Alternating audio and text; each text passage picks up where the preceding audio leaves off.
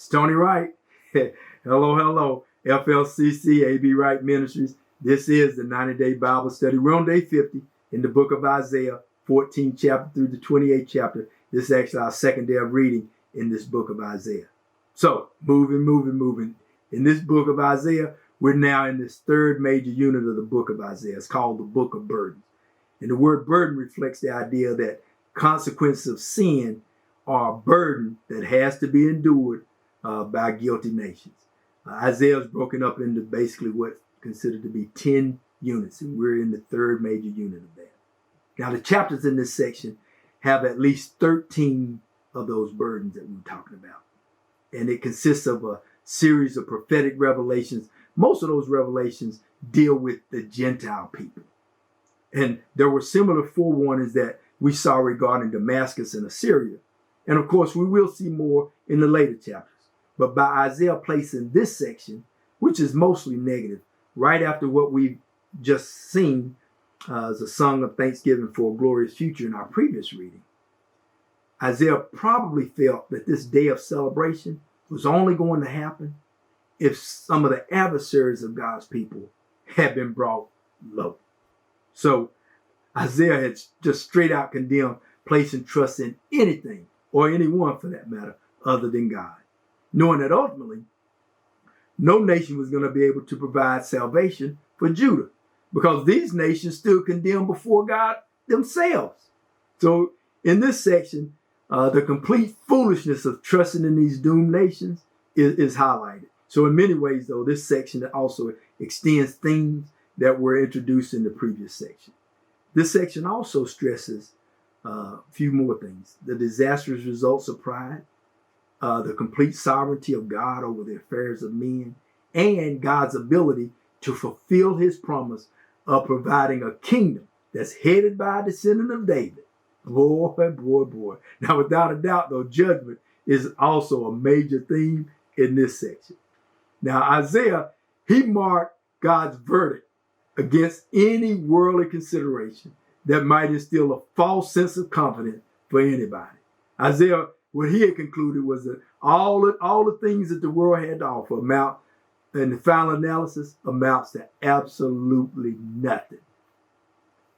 So this burden of Babylon is the first burden that Isaiah gives attention to in this oracle or prophecy that he puts forth to the Gentiles. One reason that Babylon is given such a prominent place is probably because this writing of Isaiah is one of the most comprehensive on Babylon. And also during Isaiah's time, Babylon was culturally, it dominated the world in his day. Now, even the powerful Assyrian kings, they realized how important it was to also be king of Babylon. And the ancient city of Babylon, it also embodied the image of worldly glory at that time. So just as Ahaz had looked to Assyria for help against Syria and the Ephraim coalition, his successors would likely have been tempted at least to turn to Babylon for help against Assyria. And Isaiah had already spoken at length about the fate of aligning with Assyria. So he's going to move back to that theme for a short time after he speaks this oracle.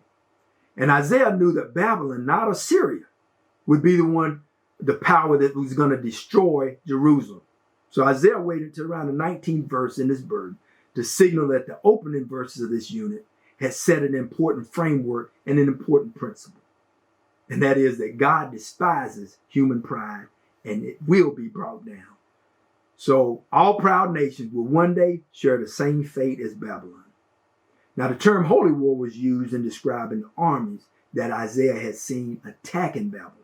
And God himself would be leading the army of warriors.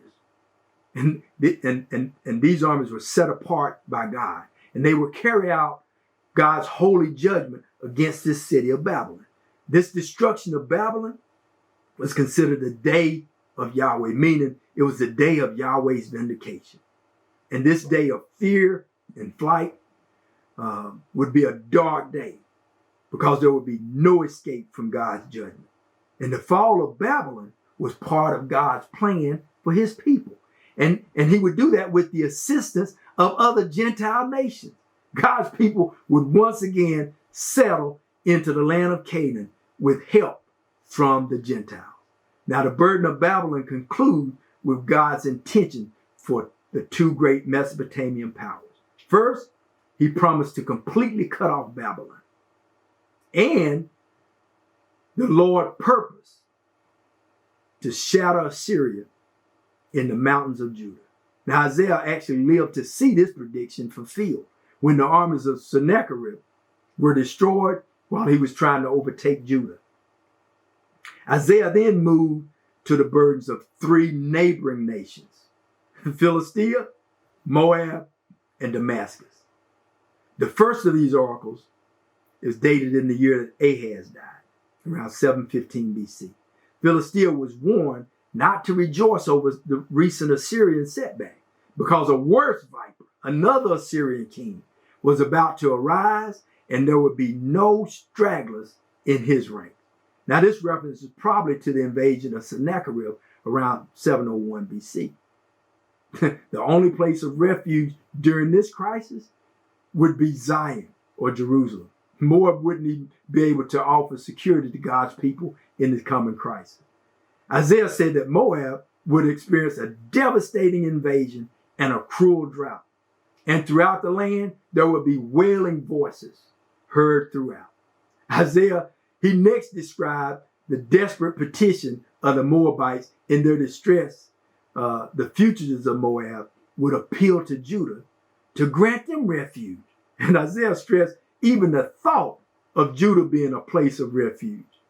And he spoke of that messianic day. Long after the Assyrian oppressors had ceased to exist, there would be a throne established in love. A descendant of David would occupy that throne.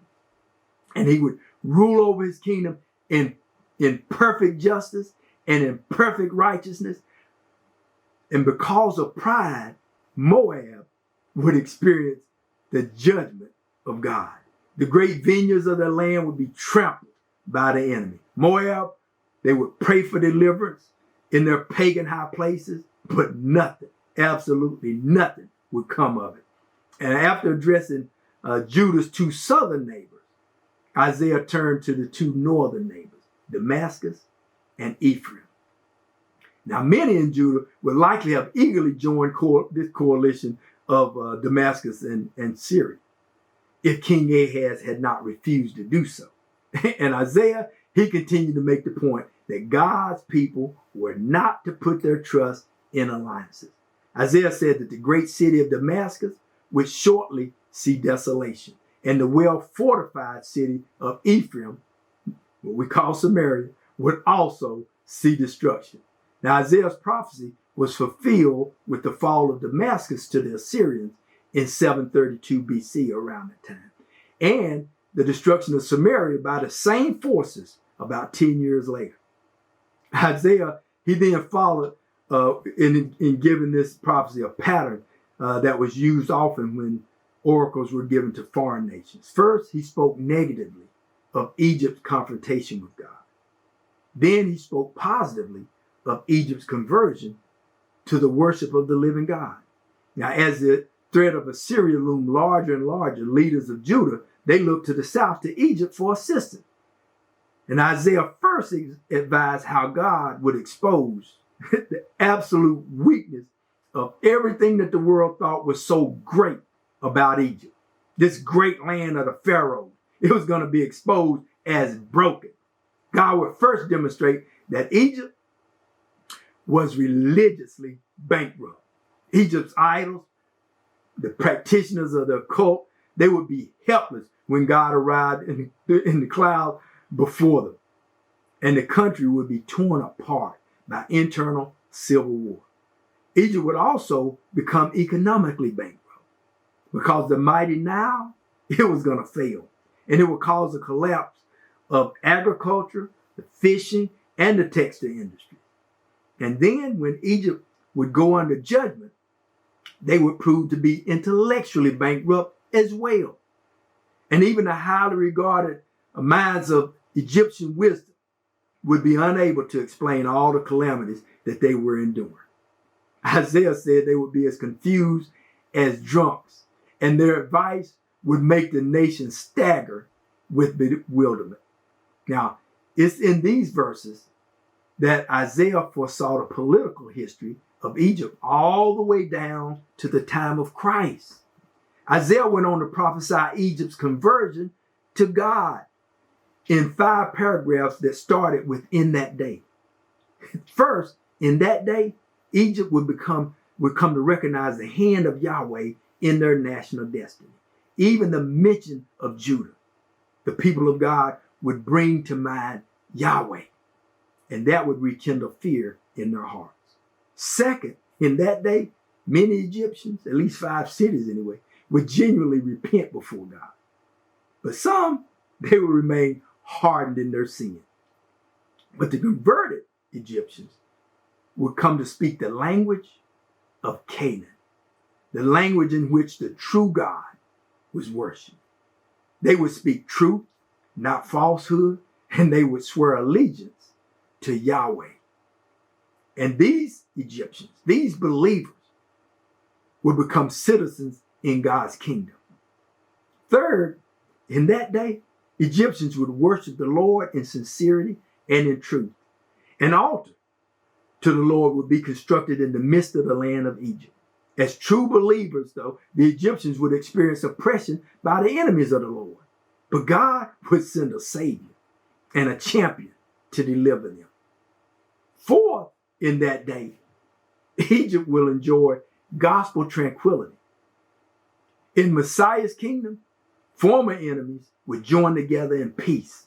Even Egypt and Assyria, which were totally opposite in every way. They had been against each other for generations, but they would now experience a new relationship. These ancient enemies would join together in their worship of the God of Israel, in Yahweh God. Finally, in that day, Egypt would be part of a great spiritual kingdom. Israel, Assyria, Egypt would stand on equal footing before the Lord. And these 3 nations would create the New Testament people of God and would go on to become a blessing to the whole world. So the blessing that was promised to Abraham some 2,000 years before Christ would find fulfillment in that day. Isaiah, he closes out this section with a series of judgments followed by glory and praise to God. He said that for Yahweh, it will be a glorious day when judgment comes to the land. After God's foes have been subdued, and the reign of God will be seen in all of his fullness and all his wondrous power, and that God will reign unchallenged on Mount Zion and in Jerusalem. Isaiah declared that God is faithful to his purpose. And then he presents a hymn of trust in God's protection for his people. Isaiah said that in that time, that God would be as a crown of glory for the remnant of believers that remain. And for those who are able to take the truths, that God would teach them his knowledge and his doctrine. As Isaiah said, precept upon precept, line upon line, here a little, there a little. You hear that? Boy, hey, speaking of here a little, there a little, I'm going there for a little, but I'll be back here in a little. You keep reading this word. You keep checking us out on social media. And don't forget to tell your friends, tell your neighbors that FLCC is working on the refreshing, and we're taking ministry back to the first love. Peace.